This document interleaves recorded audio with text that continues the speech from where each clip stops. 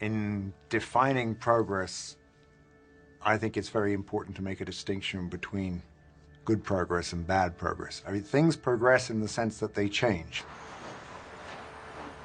Both in nature and in human society, there appears to be a clear trend towards increasing complexity as change proceeds. We tend to delude ourselves that these changes always result in improvements from the human point of view.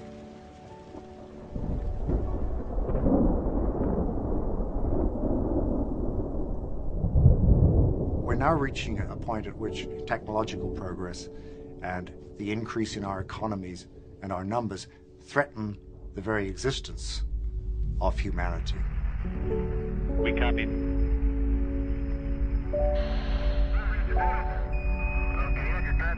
That's why we couldn't read.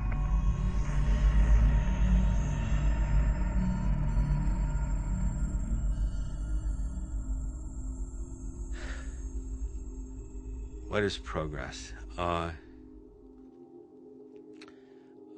think that's too hard a question.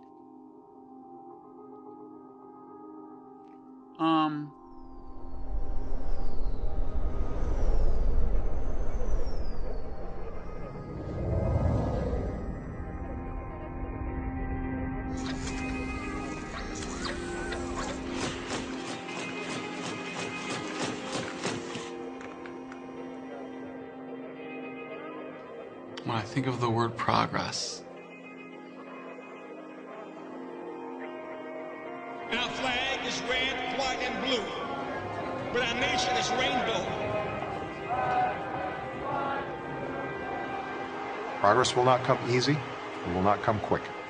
But today, we had an opportunity to move forward.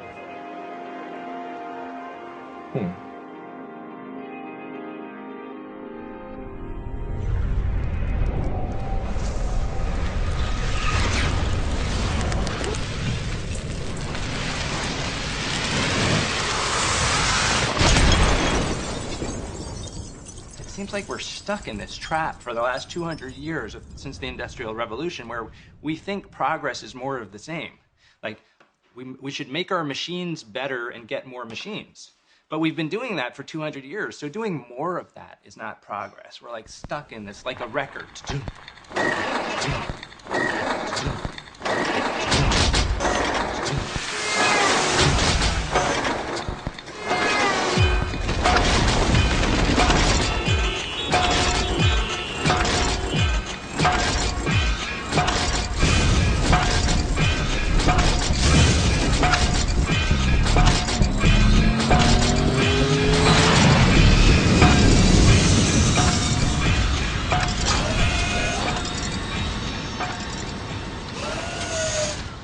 Things that start out to seem like improvements or progress, these things are very seductive. It seems like there's no downside to these. But when they reach a certain scale, they turn out to be dead ends or traps. I came up with the term progress trap to define human behaviors that sort of seem to be good things, seem to provide benefits in the short term, but which ultimately lead to disaster because they're unsustainable. And one example would be going right back into the old Stone Age, the time of when our ancestors were hunting mammoths. They reached a point where their weaponry and their hunting techniques got so good that they destroyed hunting as a way of life throughout most of the world. The people who discovered how to kill 2 mammoths instead of 1 had made real progress. But the people who discovered that they could eat really well by driving a whole herd over a cliff and kill 200 at once had fallen into a progress trap. They'd made too much progress.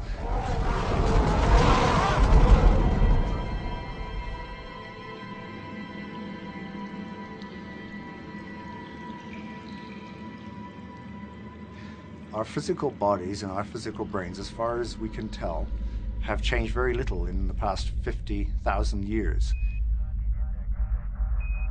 We've only been living in civilization for the last 5,000 years at the most, which is less than 0.2% of our evolutionary history.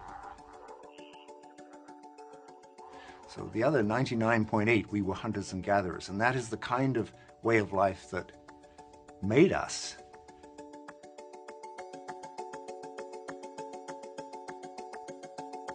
We are essentially the same people as those Stone Age hunters. What makes our way of life different from theirs is culture has taken off at an exponential rate and has really become completely detached from the pace of natural evolution. So we are running 21st century software, our knowledge, on hardware that hasn't been upgraded for 50,000 years. And this lies at the core of many of our problems. All of this is because our human nature is back in the hunting-gathering era of the old Stone Age, whereas our knowledge and our technology, in other words, our ability to do both good and harm to ourselves and to the world in general, has grown out of all proportion.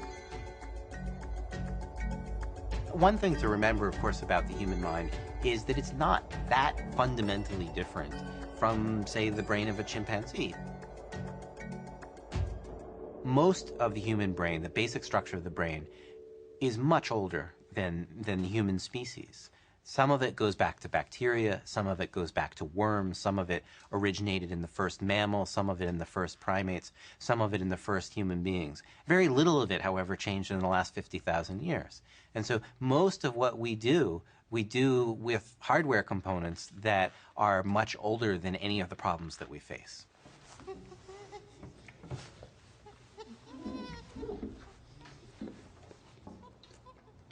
When I first began to study chimps, I thought that the task was to just map out more and more similarities, to find areas of cognition that hadn't been studied yet and simply show that chimps were just like us.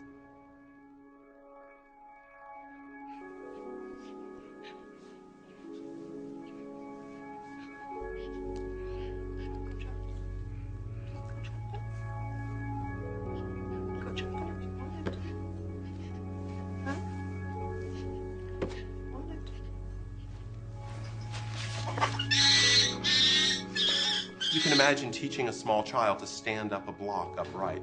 And you can teach a chimp to do the same thing. Oh, I'll set up the block here, set up a block here. I can see everything. It's very very clear, and I get a piece of fruit for doing it. But what happens when you introduce a small subtlety into this situation where you trick them and just make the block off-center just enough that it keeps falling over? Well, the chimp will come in, set up the good block,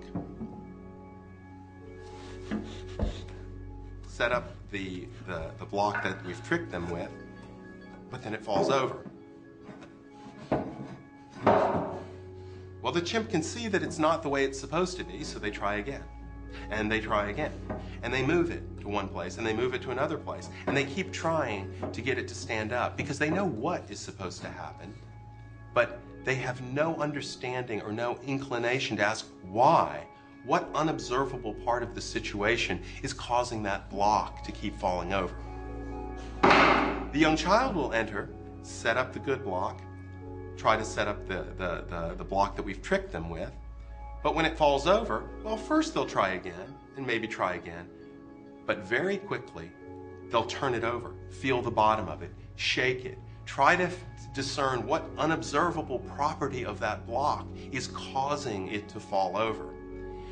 That's the fundamental core difference, I believe, between humans and chimps, that humans ask why. We're constantly probing for unobservable phenomenon to explain the observable. It's what's driven us to discover gravity. It's what's driven us to probe into the mysteries of quasars. And it's the same thing that drives us to probe into the mysteries of each other in our everyday lives. Why does she keep doing that? Why does he keep behaving like that? He must think this. He must believe this. I don't understand. Why?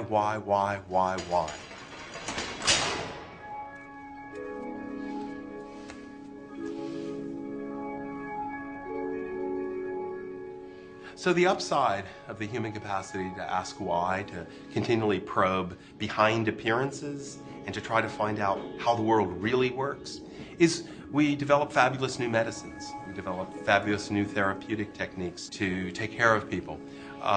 We invent the whole cascade of modern technology.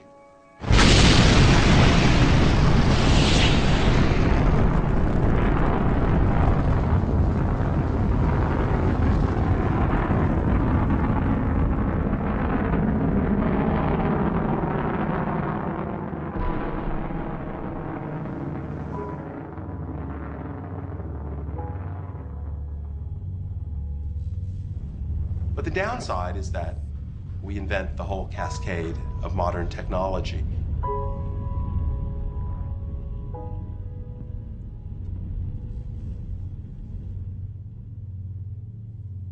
Arguably, we are the most intellectual creature that's ever walked on planet Earth.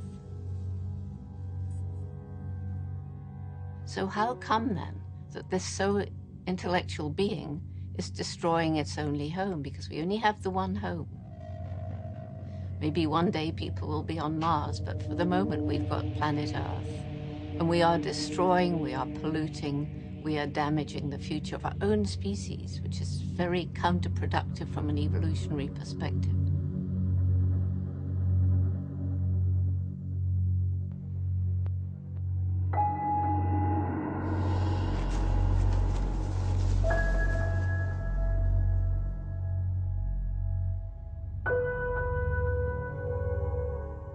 This capacity that seems so wonderful to us, the ability to ask why, the very ability that undergirds modern science as a double-edged sword.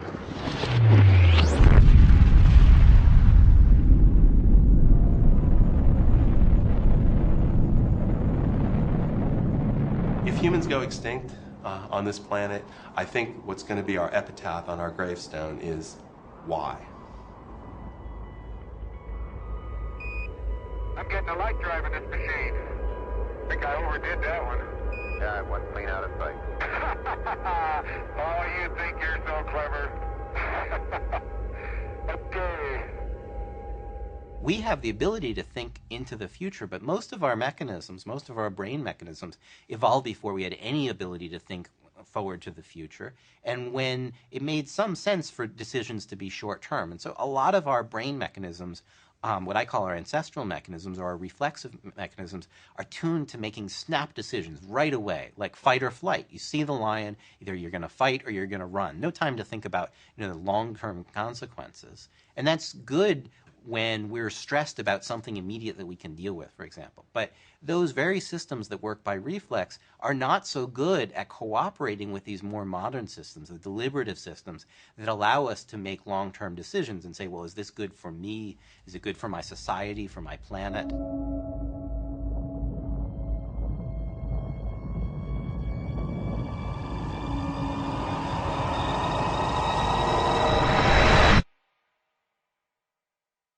Between the fall of the Roman Empire and Columbus sailing, it took 13 centuries to add 200 million people to the world's population.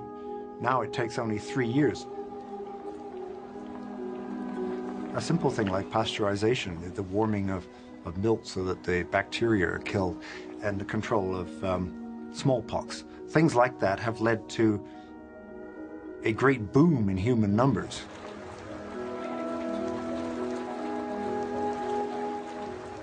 So overpopulation, which nobody really wants to talk about because it cuts at things like religious beliefs and the freedom of the individual and the autonomy of the family and so forth, is something that we're going to have to deal with.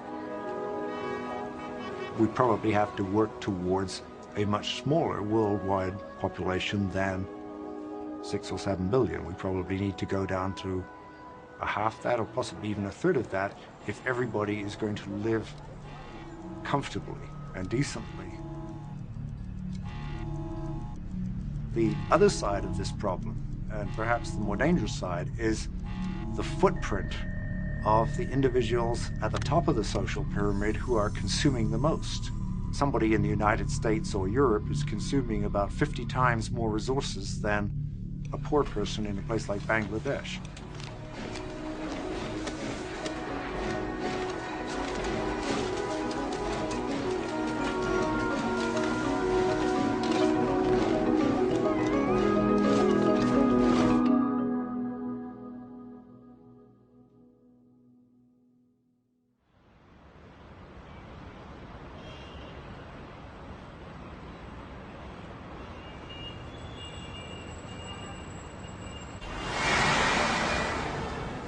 If China were to reach the level of consumption of, say, the United States or Europe, it's very unlikely that the world could support the addition of 1 billion consumers at that level.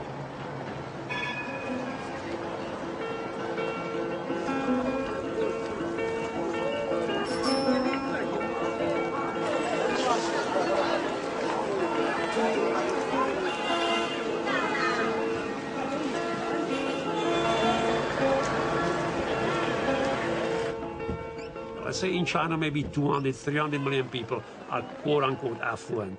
They could afford, relatively speaking, what we can in the West. In India, and also whatever, 200 million, So you add up these affluent segments of population in these developing countries or marginal countries, but still you come up with no more than 1.5, maybe 2 billion people. So there is still 5 billion people waiting to tap into these bonanzas of, plentiful food, cars, decent housing, right, higher education for their children. So the potential demand for resources is immense.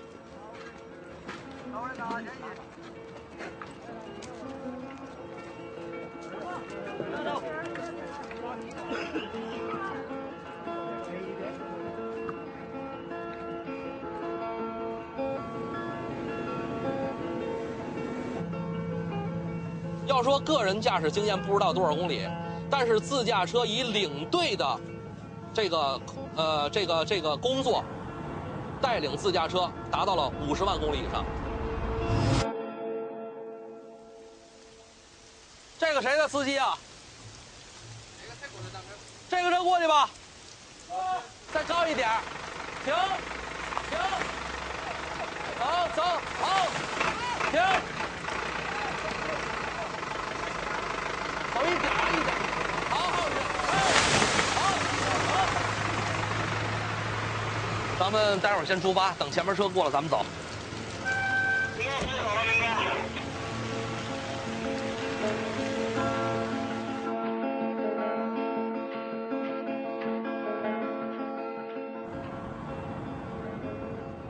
那么《西游记》呢，作为中国的古代传说当中，家喻户晓的一个故事，一个传说，一个神话故事吧。然后师徒4人去西天取经，这么一个历史的神话传说。那么我就是这个车队当中的这个唐僧，我就是这个师傅，我带领大家，我带领这些徒弟们一起去西天，取得真经，取得生活的真谛，去享受生命这个真经。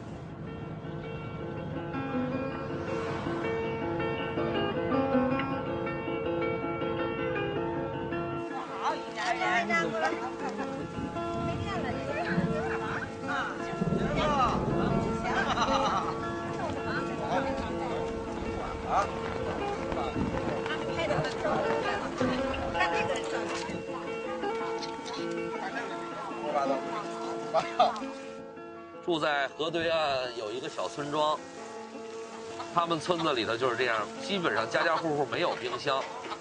要买肉的话呢，需要去30公里以外的县城去买，一周不去一次，一周可能才去一次。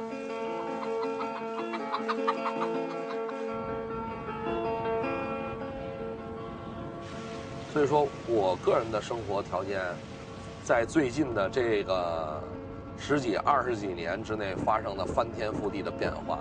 西红柿只有那个夏天、秋天有，冬天是吃不到的。那么现在不一样，任何时候，一年四季我随时可以吃到西红柿，随时可以吃到西瓜，随时可以吃到肉，随时可以吃到海鲜。这些事情小时候不敢想。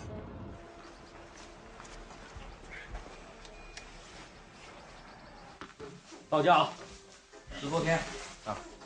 中国的经济发展，我想30年应该，全世界都评价基本上是一致的。不管是喜欢中国还是不喜欢中国的人，那么当时这30年我们也有很多问题，比如说环境问题。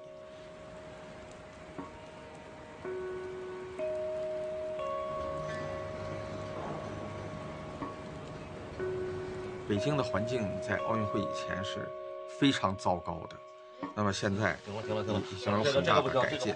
这个不可以讲这个现在我们一直在注意这件事情，全程我一直在避免这种事情出现，我们一直在注意控制这件事情。你这个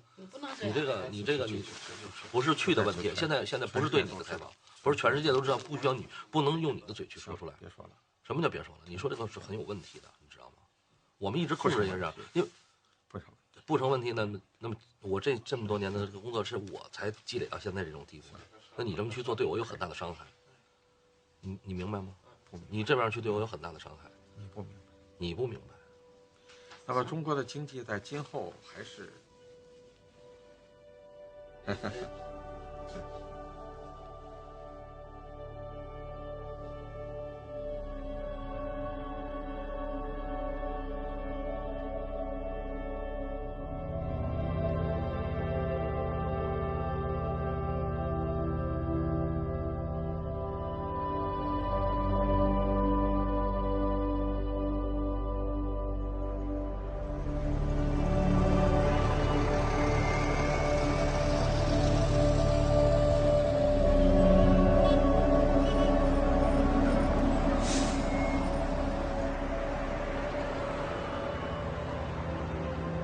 For thousands of years, China has the longest continuous civilization in the world. And it is only during the recent period of time when the European countries started to industrialize that China started to lag behind. And therefore, between the first Opium War in around 1840 all the way to about 1978, China went through a roller coaster of great humiliations, wars of aggression by foreign nations, Japanese aggression against China, civil war, collapse of the Qing dynasty, great cultural revolution, chaos in China. That when Deng Xiaoping re-emerged in 1978, he basically pointed out the only correct path.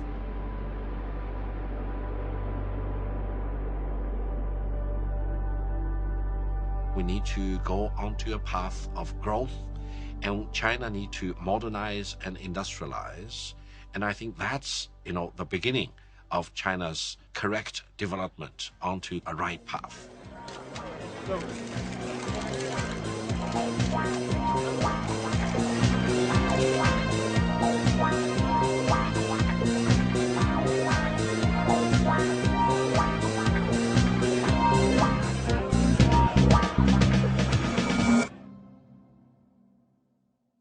Some people have written about natural capital, the capital that nature provides, which is the clean air, the clean water, the uncut forests, the rich farmland, and the minerals, the oil, the metals. All of these things are the capital that nature has provided. And until about 1980, human civilization was able to live on what we might term the interest of that capital, the surplus that nature is able to produce, the food that farmland can grow without actually degrading the farmland, or the number of fish you can pull out of the sea without causing the fish stocks to crash. But since 1980, we've been using more than the interest. And so we are in effect like somebody who thinks he's rich because he's spending the money that has been left in his inheritance, not spending the interest, but eating into the capital. The last time I visited the New York Stock Exchange was in 1980, and the mood sure was different then. Government, with its high taxes, excessive spending, and overregulation, had thrown a wrench in the works of our free markets.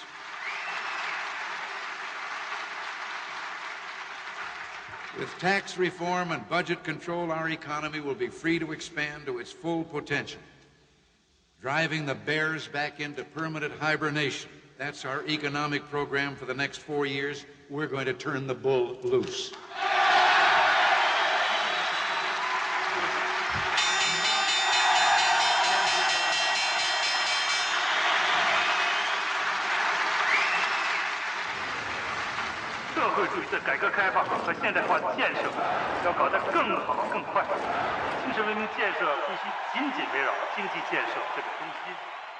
The world is this big. It's not this big, and it can't be this big. It's just this big. It's a finite sum.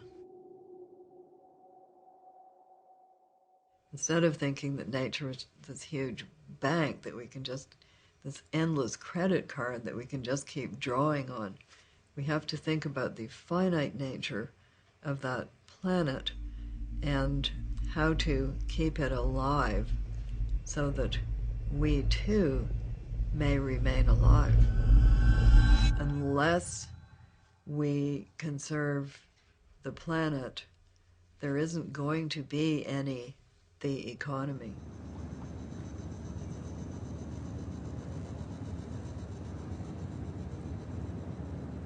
The Ice Age hunter is still us. It's still in us. Those ancient hunters who thought that there would always be another herd of mammoth over the next hill shared the optimism of the stock trader that there's always going to be another big killing on the stock market in the next week or two. Get your bets down, ladies and gentlemen.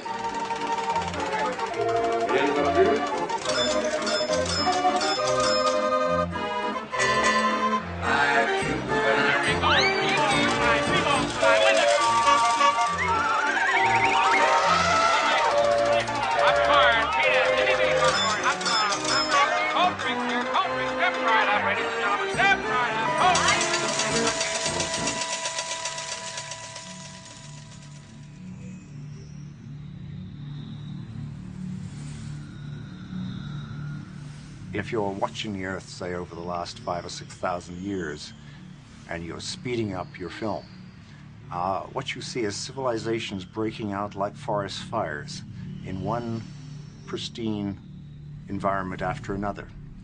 And after a civilization has arisen and sort of burned out the natural resources in that area, then it dies down and another fire breaks out somewhere else.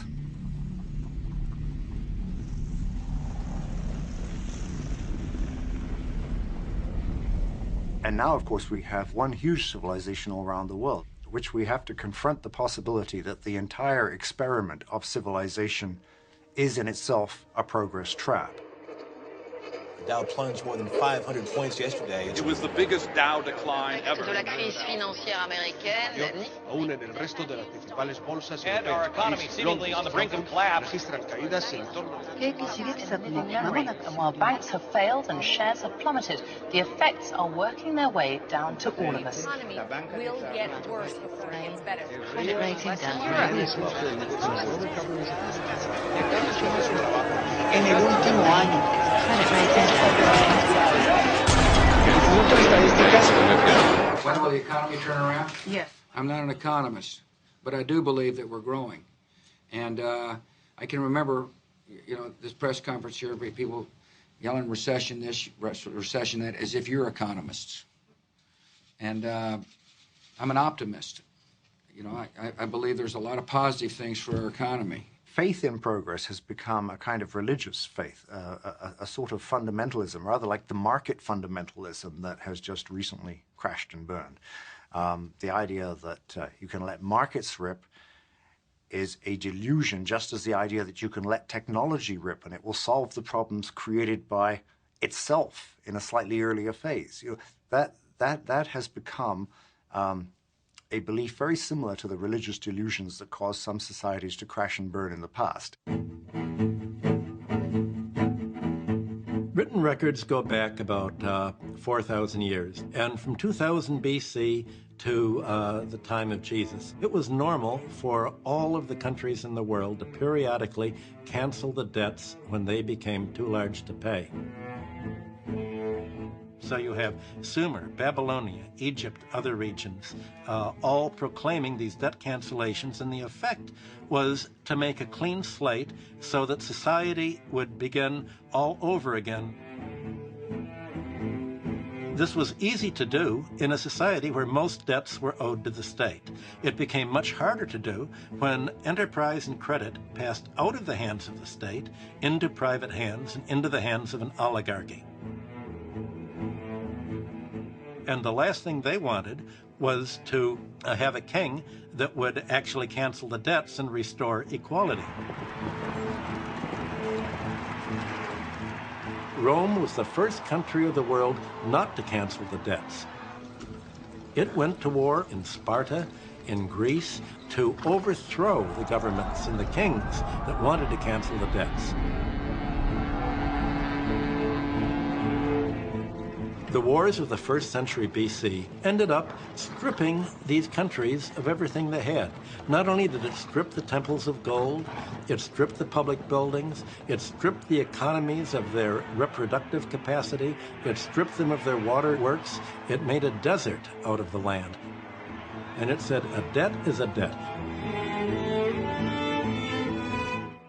The collapse seems to have been closely linked to ecological devastation, which led to all sorts of social and economic and military problems. In the early stages of the Roman Republic, you had a fairly egalitarian landowning system. The peasants had access to public land.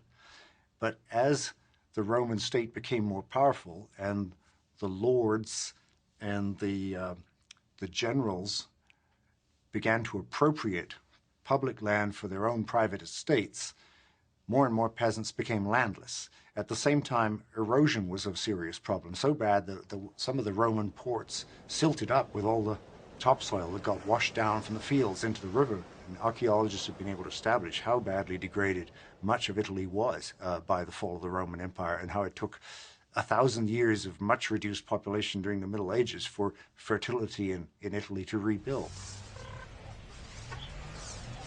What was absolutely new in the Roman Empire was irreversible concentration of wealth at the top of the economic pyramid. And that's what progress has meant ever since. Progress has meant you will never get back what we take from you. That's what brought on the Dark Age, and it's what's threatened to bring in the Dark Age again if society doesn't realize that if it lets the wealth concentrate in the hand of a financial class, this class is not going to be any more intelligent and long-term in disposing of the wealth than its predecessors were in Rome or in other countries.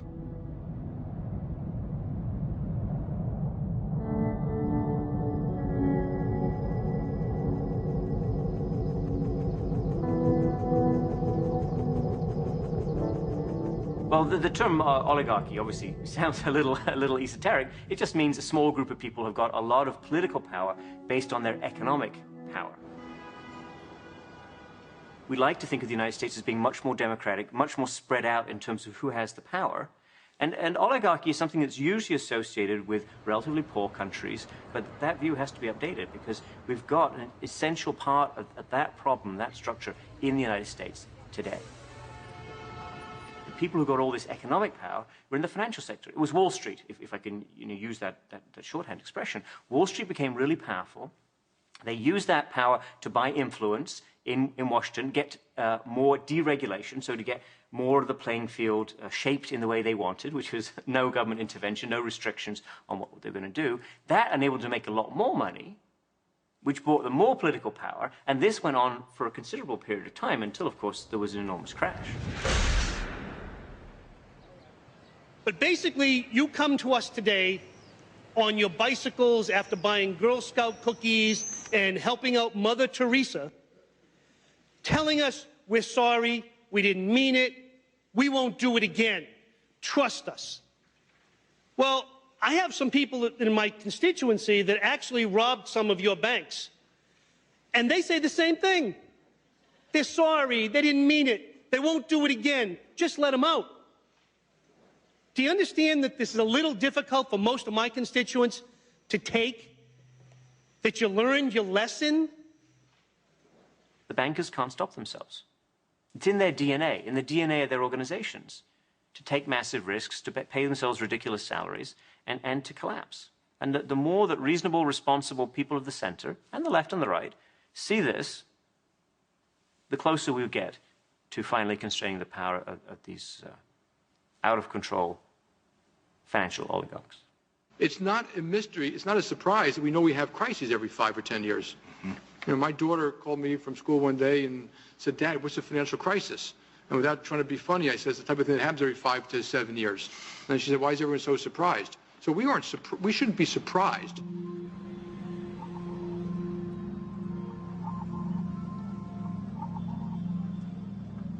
I read scrawled on a wall somewhere that every time history repeats itself, the price goes up.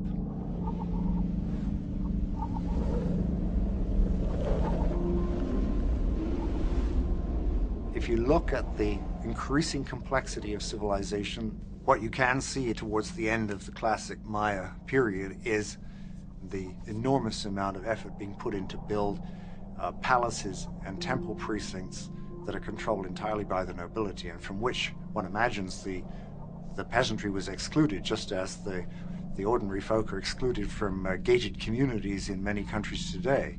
And one imagines also that therefore the people at the bottom were becoming more and more disenchanted with the rulers, as they felt that the social contract that had once existed, that the rulers were kind of the mediators between the gods and themselves and would help them get good weather and good crops and all of that, as they saw that beginning to break down and the rulers in effect losing touch with the people whom they claim to represent. It is a pattern I think we can see a lot in the modern world now. Every society in history for the last 4,000 years has found that the debts grow more rapidly than people can pay. And the problem is a small oligarchy of 10% of the population at the top to whom all of these net debts are owed to. You want to annul the debts to the top 10%. That's what they're not going to do. The oligarchy is running things. They would rather annul the bottom 90% right to live than to annul the money that's due to them. They would rather strip the planet and shrink the population and be paid rather than give up their claims. That's the political fight of the 21st century. Well, my job on Wall Street was to be balance of payments economist for the Chase Manhattan Bank in the 1960s. My first job there was to calculate how much debt could third world countries pay. And the answer was, well, how much do they earn? And whatever they earn, that's what they can afford to pay in interest. And our objective was to take the entire earnings of a third world country and say, ideally, that would be all paid as interest to us. Look, don't give me a hard luck story. I hear them every day, and quite frankly, they bore me. The facts are simple. In 1973, this bank gave you a loan, and you still haven't paid it back. Admittedly, you paid back the initial sum, but not the interest, which to date amounts to 9 times the amount originally borrowed. 9 times. So you better get your act together. Times are tough, and we're all having to clamp down. And don't look at me like that. This is a bank, not a charity. The #1 cost for foreign lending through some of the multilateral institutions such as IMF and World Bank is the death toll on the continent. We can look at the support of dictators that took place 30 years ago, from 1960 till 1997, of a brutal dictator. Moi, Mobutu Sese Seko Kukumbendo Wazabanga, je jure d'observer la Constitution et les lois du Zaïre. He was given humongous loans. Everyone knew he wasn't using that for the population. He was propped up as one of the biggest leaders in the whole African continent. While your country is young, only 10 years of age, that it has had a period of progress in that period, which has been an example for nations throughout the world. You have moved forward economically. You have established unity in your country. And you have a vitality which impresses every visitor when he comes to Congo. What is interesting is all the money plundered from all the international debt is found in Western banks. So as he was removed from power, the money never returned to the Congolese.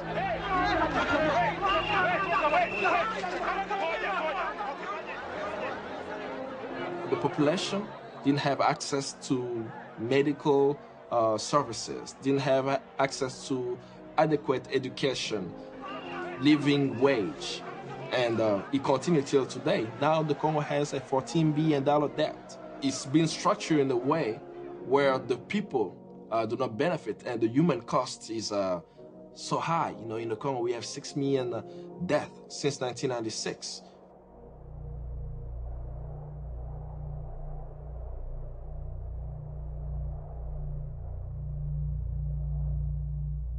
Rich countries lend a so-called developing country a big whack of money. Debt is incurred on behalf of people who have nothing to do with it, don't know anything about it.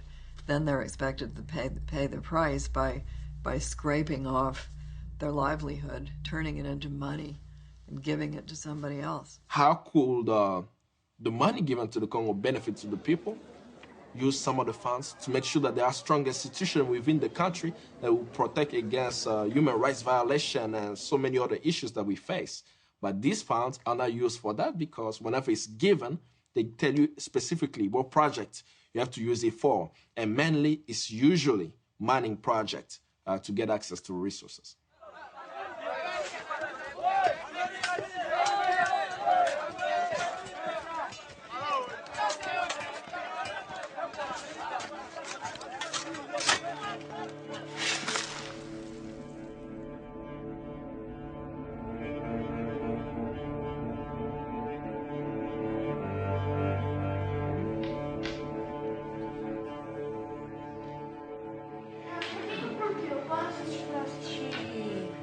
Aí eu vejo no jornal, aí eu sempre paro pra ver, sempre estão desmatando a Amazônia. Eu não entendo por que eles querem isso. Então eles estão se prejudicando, eles mesmos que estão se desmatando. Como o Diogo falou, os animais... São interesses o quê? Interesses... econômicos? You can relate the destruction of the rainforest in Brazil directly to the Wall Street and London financial sector. The story begins in 1982, when countries couldn't pay their debt anymore. And the result is that the Latin American countries generally stopped paying because they said, we're already paying all of the balance of payments surplus we have to the banks. We don't have any money to import to sustain living standards. We don't have money to import to build new factories and to pay the debt. So the International Monetary Fund at that point said, don't go bankrupt. You have an option. You can begin to sell off the public domain. You have plenty of assets to sell to pay us. You can sell off your water rights, your forests, your subsoil mineral resources. You can sell us your oil rights. And so Brazil, Argentina, and other countries began to sell off their resources to private investors. And the private investors bought these resources on credit.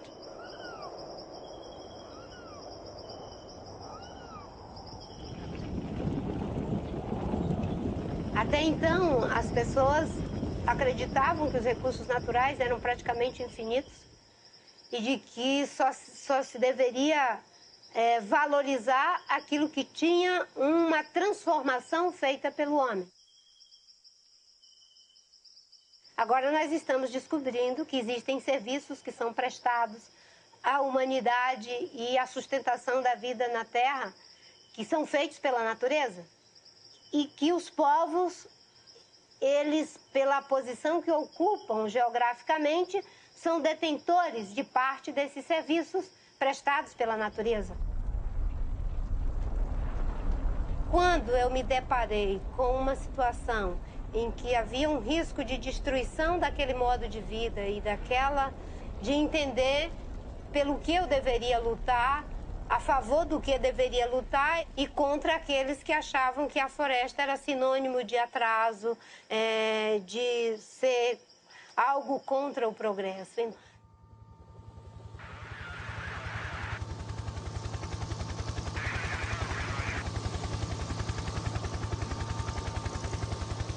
O IBAMA é a agência de meio ambiente do governo federal e ela foi criada para tratar de todo o problema ambiental do país.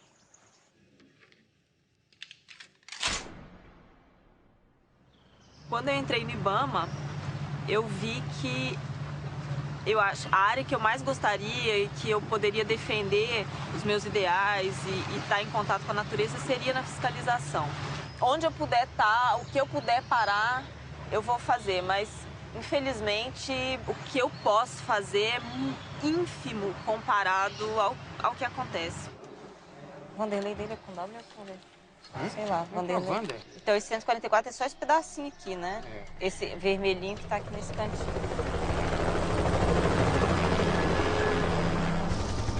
O tipo de operação que nós temos é nas madeireiras. Esse tipo de operação consiste em ir às madeireiras e observar se a madeira que eles têm lá é de origem legal.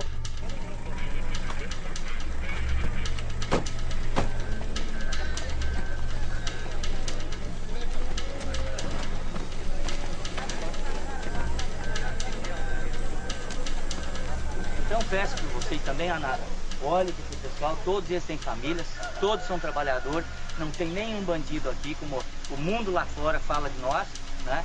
Então façam o trabalho de vocês, tenham, porque o medo nosso é só de um exemplo que aconteceu aqui, lacrar a empresa, aí você para, aí é complicado.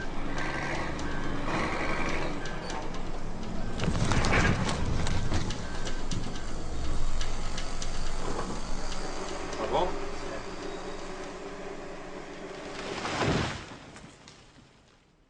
Eu emprego hoje vários funcionários e acredito que da forma que está, nós vamos parar de trabalhar, vamos dispensar todo mundo e vamos achar outro meio de vida para poder sobreviver.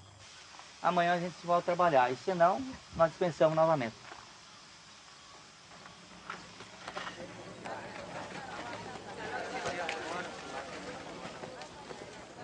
Em vários casos a população se volta contra o IBAMA e se torna violenta porque elas dependem economicamente da deforestation.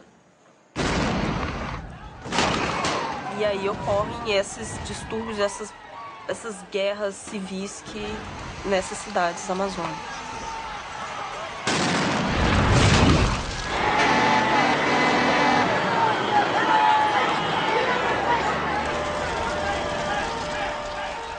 Tudo tem uma herança ali. É a mãe de leite, a Amazônia. A Amazônia é a mãe de leite. Lá no país da senhora existe a Amazônia, existe a floresta. Aqui é a bacia amazônica, o pulmão dos Estados Unidos, que a turma fala. Que isso daqui eles falam que é o pulmão dos Estados Unidos, que é o único lugar que se gera oxigênio para lá. Se acabar isso daqui, todo mundo lá morre sem oxigênio. Aí por causa disso o povo brasileiro vai penar. Vai penar, porque nós vamos comer o quê? Vamos comer o quê? Nós vamos penar, tia. Você põe aqui o nosso governador daqui que derrubamos uns milhões de alqueiro lá e aí quem paga o pato é nós que derrubamos um alqueiro ou dois que nós precisamos derrubar um alqueiro para nós plantar o nosso arroz, nosso feijão, nosso milho, né, plantar o nosso pé de café, para poder nós criar a nossa família. Quem destrói a Amazônia são os grandes fazendeiros, são grupos internacionais, são grandes fazendeiros, onde tem senadores, deputados, coronéis. Esses são os destruidores da floresta amazônica. Esses sim. É super frustrante, na maioria das vezes, porque nós sabemos que as pessoas que nós estamos pegando não são os grandes responsáveis pelo desmatamento. A maior parte dos políticos brasileiros, eles têm agronegócio, são plantadores de soja, são pecuaristas. Então, há conflitos de interesse.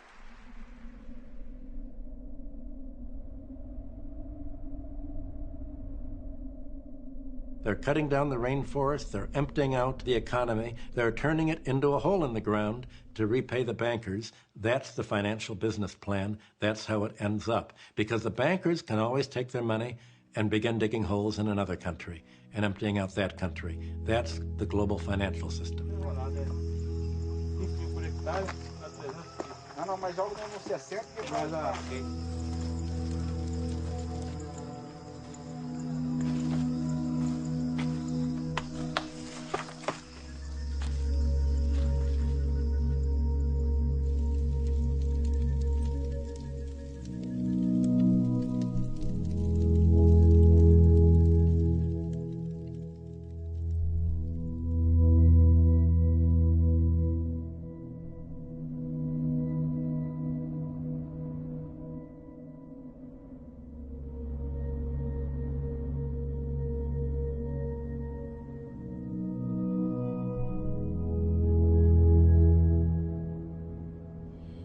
acho que se a gente não cuidar da Amazônia com devido apego a ela, a gente vai acabar virando o deserto da Amazônia, porque quando a gente desmata uma árvore, ela deixa de água, né? Aí a gente vai ter um monte de coisa e no final vai resultar em deserto.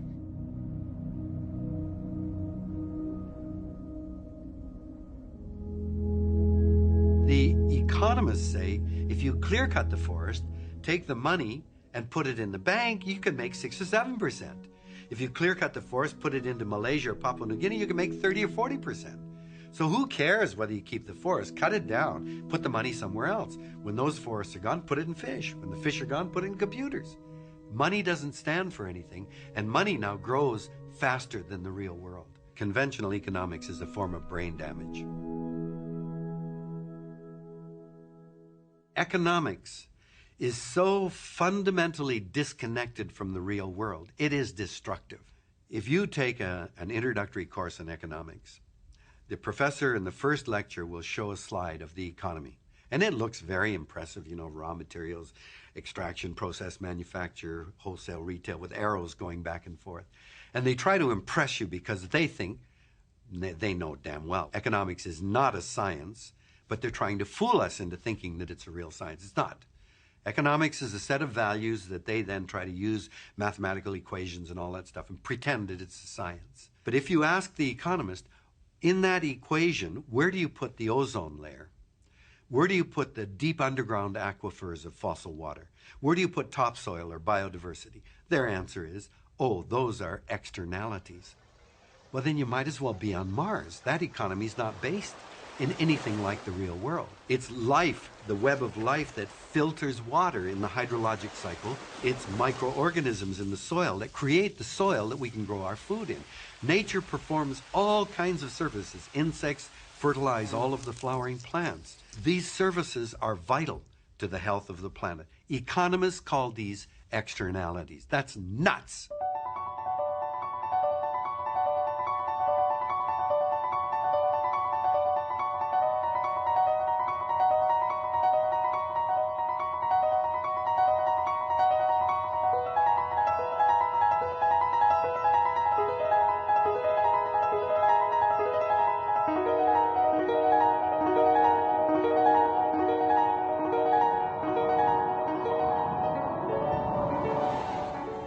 Unlimited economic progress in a world of finite natural resources doesn't make sense. It's a pattern that is bound to collapse, and we keep seeing it collapsing.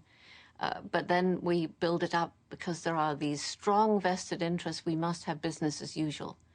And, you know, you get the arms manufacturers, you get the petroleum industry, you get the pharmaceutical industry, and all of this feeding into helping to create corrupt governments who are putting the future of their own people at risk. You can imagine lilies growing in a pond. Lilies grow very rapidly. They double every day. They're going to cover the whole surface, and there won't be any way of the fish getting oxygen, and all the life is going to die in the pond. That's how rapidly things can grow. One day, you're half full of lilies. The next day, you're dead. You could say that today we're in the point at which the lily pond is half full. The life is being snuffed out of national economies, and the debt goes on doubling. How long can it do it? It has one day to go.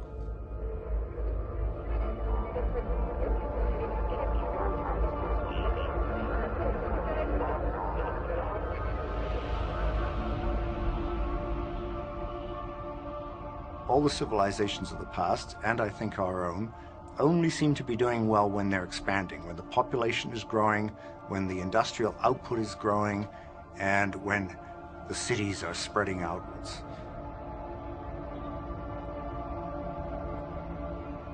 Eventually you reach the point at which the population has overrun everything. The cities have expanded over the farmland. The people at the bottom begin to starve, and the people at the top lose their legitimacy. And so you get hunger, you get revolution.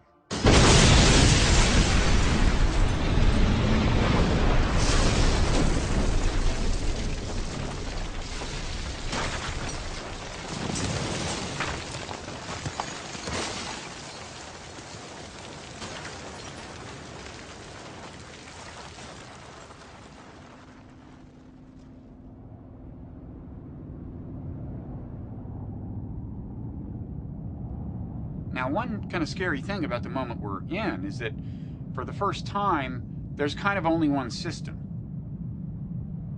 So if the whole thing goes down, you won't have what you've had in previous eras of epic collapse, which is that even though one civilization goes down and may take a while to recover, there are other robust civilizations that are kind of the guardians of progress.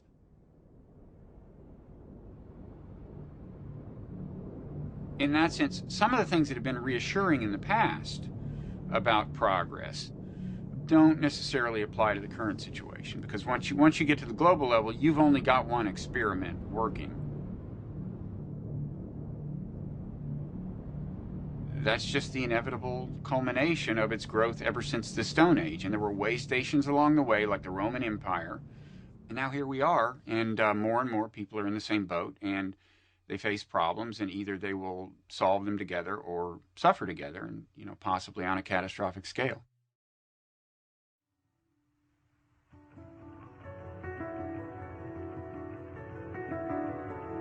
we are entering an increasingly dangerous period of our history.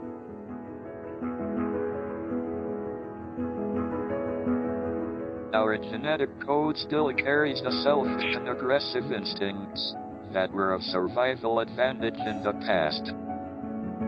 But I'm an optimist.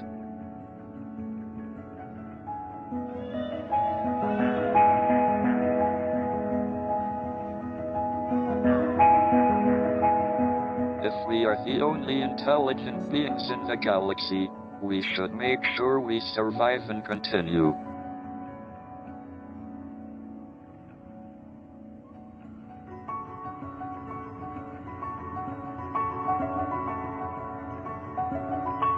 If we can avoid disaster for the next 2 centuries, our species should be safe.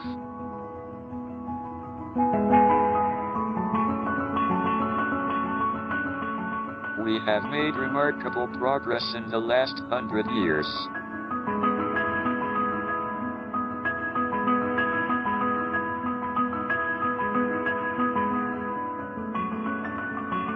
Our only chance of long-term survival is not to remain inward-looking on planet Earth, but to spread out into space.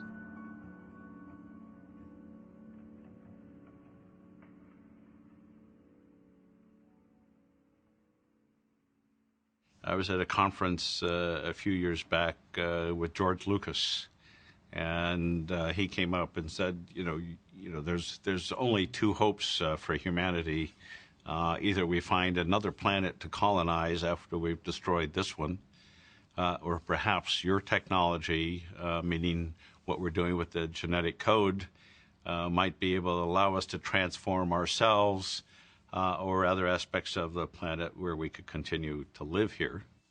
We are here to celebrate the completion of the first survey of the entire human genome. Without a doubt, this is the most important, most wondrous map ever produced by humankind. We are announcing today, for the first time, our species can read the chemical letters of its genetic code. For the last several years, my team has been actually sailing around the world, collecting all the species in the ocean, the microspecies on filters, and we isolate all the DNA all at once from all of them. I have a novel way of looking at these genes. I view them as the design components of the future. It's a mind-boggling concept, even though we're doing it every day, that we can simply start with 4 bottles of chemicals, write the genetic code, and change the genetic code of species, basically developing new species. And we can try and find ways to make fuels that other people haven't even imagined. We can do this with novel sources of food. We're limited only by our imagination and whatever biological reality is.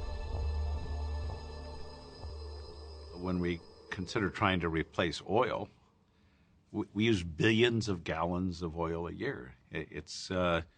I can't even, I think I have a pretty good imagination, envision what 1 billion gallons of oil is. And making 1 billion gallons of oil from invisible microbes is a certain leap of faith. But in fact, that's how we proceed in science.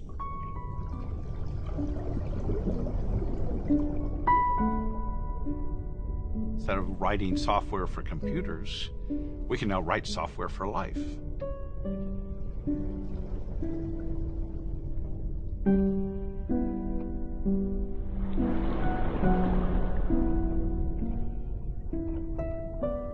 By changing and taking over evolution, changing the time course of evolution, and going into deliberate design of species for our own survival, at least gives us some points of optimism that we have a chance to control our destiny. We're here today to announce the first synthetic cell. This is the first self-replicating species that we've had on the planet whose parent is a computer.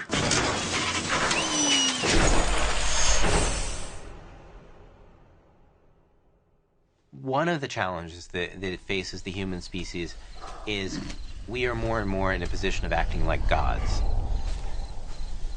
This has been true for a while because we've had the ability to change the climate, for example.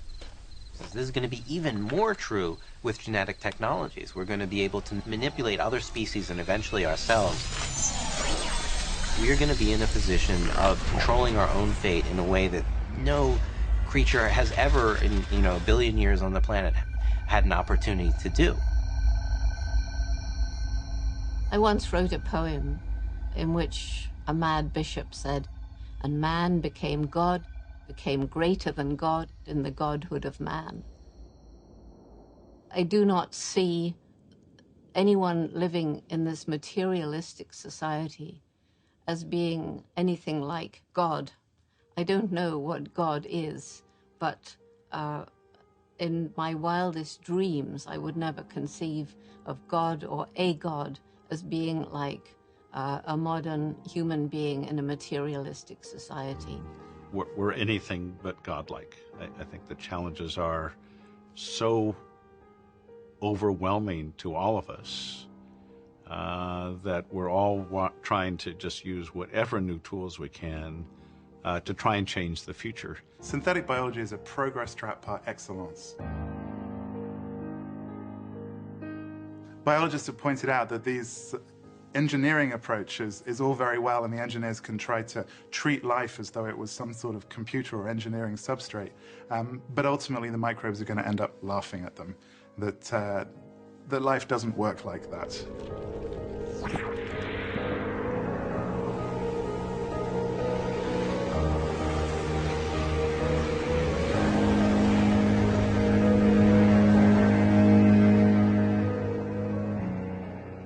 I think the problems that we're seeing now, whether we're talking about hunger and massive inequity, whether we're talking about climate change or the loss of biodiversity, have been driven over the last 200 years by a system of overproduction of stuff and overconsumption of stuff. And then that's been inflated and inflated and inflated to the point where it really is not in any way reasonable. The companies and those within governments who have supported that approach are now saying that they will provide new technologies to continue that consumption of stuff, that level of production. It's just not realistic. ExxonMobil and Synthetic Genomics have built a new facility to identify the most productive strains of algae. Algae are amazing little critters. They secrete oil, which we could turn into biofuels. They also absorb CO2. We're hoping to supplement the fuels that we use in our vehicles to someday help meet the world's energy demands. Which is harder, mapping the entire genome set that makes up a human being, or making algae produce energy? Well, making algae produce energy is not hard, but doing it on the scale required to have a major economic and environmental impact is going to be a huge challenge. But we have a good partner with that, with ExxonMobil, to try and get it to the scale that it needs to be of billions of gallons a year. A lot of engineering is required for facilities the size of San Francisco. Goodness. I think they're serious and we're serious. What we're seeing alongside the development of synthetic biology is a massive corporate grab on plant life.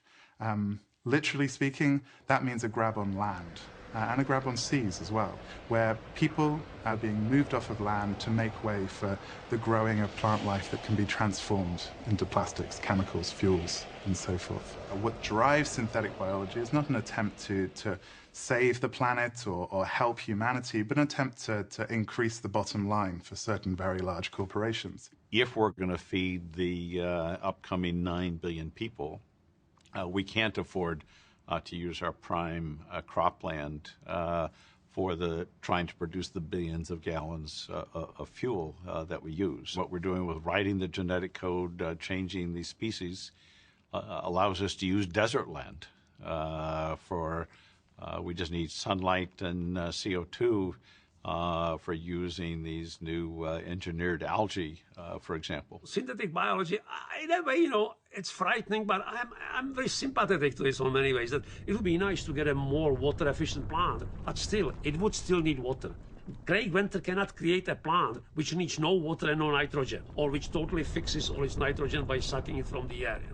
It cannot go that far. This doesn't fundamentally change the game. What fundamentally changes the game, and what people don't want to hear, and I'm coming to this all the time, and people say, don't talk to us like that because this is a no starter. But for me, this is the only starter.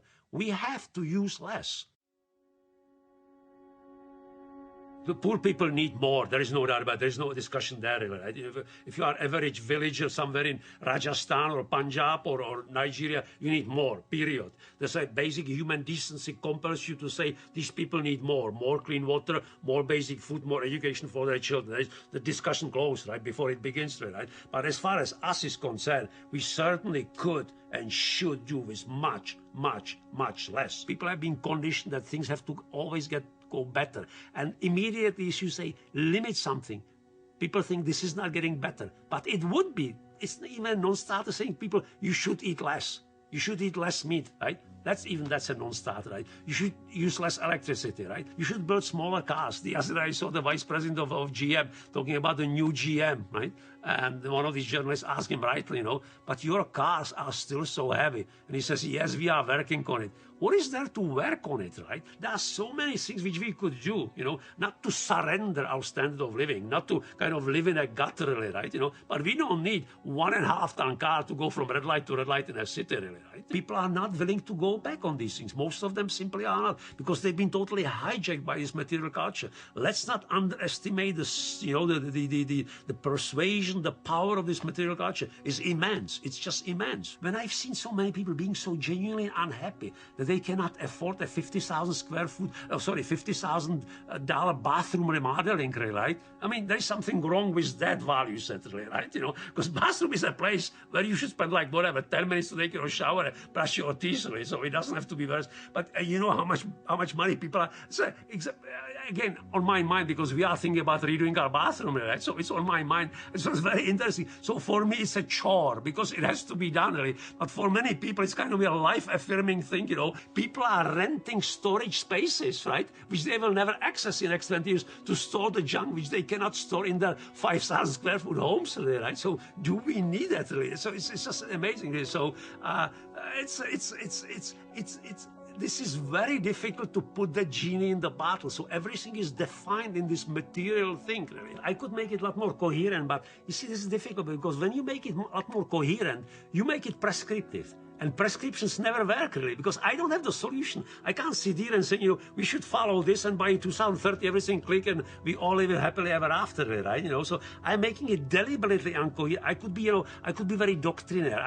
But you see, I lived for 26 years in a communist society. I'm inoculated against any doctrinaire grand solution saying, this is the pattern, this is the master, this is the paradigm which you have to follow. I'm just totally set against it. So I'm making things deliberately kind of, messy, inchoate, uncoordinated, because that's how life is. We don't know what pattern will emerge. As long as we are living amidst of this sea of affluence and opportunities and material riches, it's just very difficult to make this individual, voluntary, resolute step and saying enough, back, limit. Very difficult.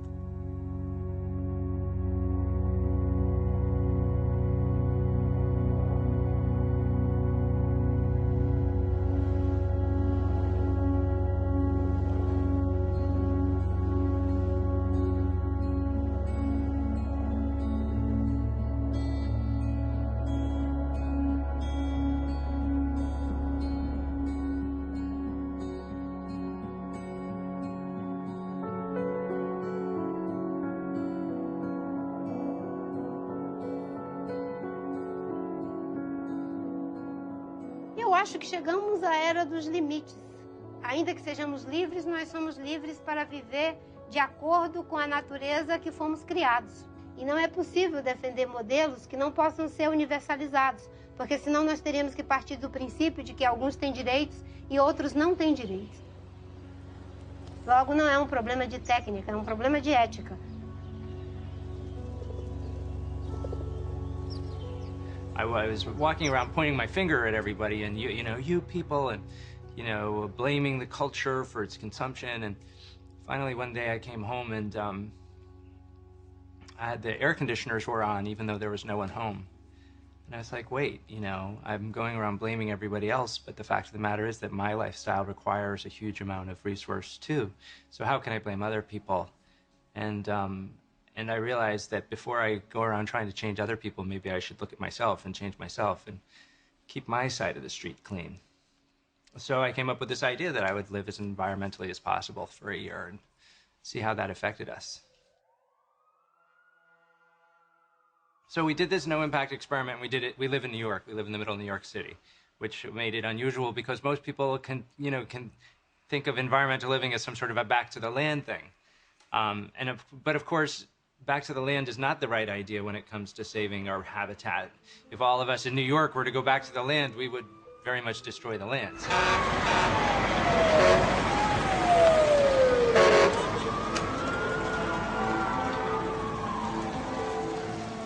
We're not biologically consumptive. This has not got to do with human nature. Human nature is to do what everybody else does. That's human nature, that we want to, and it's wonderful. It's like, I want to be with you. I want to be the same as you. I want to love you, and I want you to love me. That's not bad.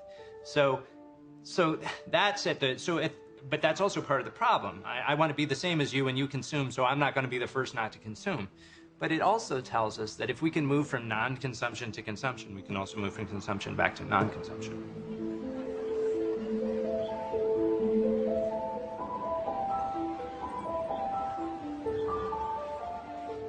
We need to begin by saying we're at the end of a failed experiment and it's time to say goodbye to it. It's an economic experiment, it's a technological experiment. It's been going on for a couple of 100 years and it's not worked. It's brought us to this point of crisis.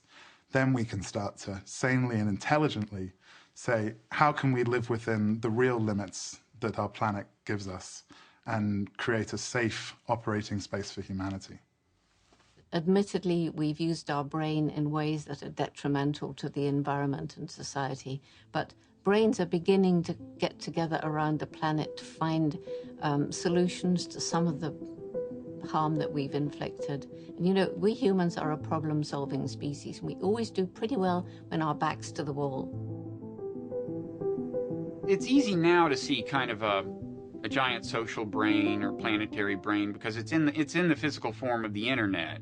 It looks so much like a nervous system, you almost can't miss the analogy. You might say that there have always been a lot of little social brains around the planet, getting bigger, starting to form little interconnections among themselves. Now more than ever, you could say there's a unified social brain.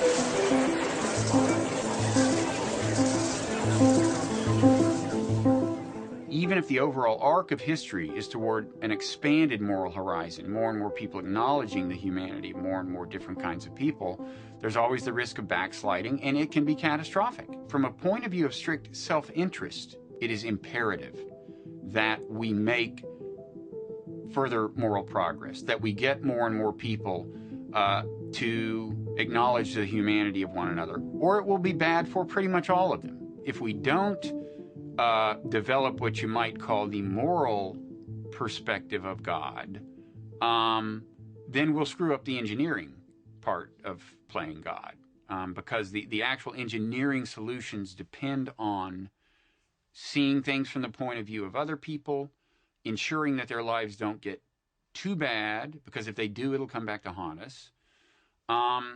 So, you know, kind of half of being God has just been handed to us, and then the question is whether we'll master the other half of being God, the moral half.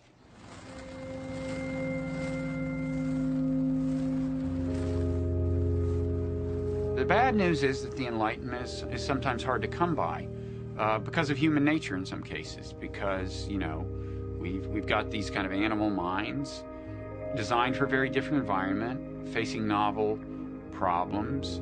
So the Enlightenment part is going to require some real education and reflection and self-discipline. It may not come naturally.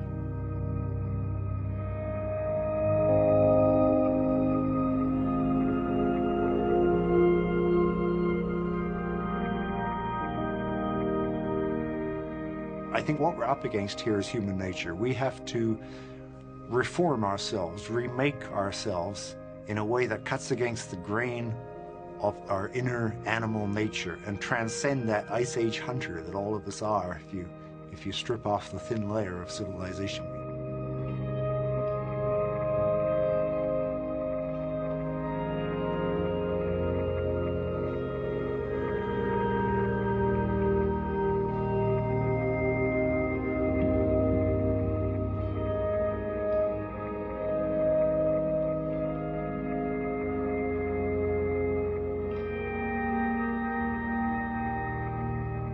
always have been the initiators of this experiment. We've unleashed it, but we've never really controlled it. But now it's more likely that we're going to come to grief because of environmental problems. If we do, then that is really nature saying the experiment of civilization is a failed evolutionary experiment, that making apes smarter is a dead end. So it's up to us to prove nature wrong, in a sense, to show that we can take control of our own destinies and behave in a wise way that will ensure the continuation of the experiment of civilization.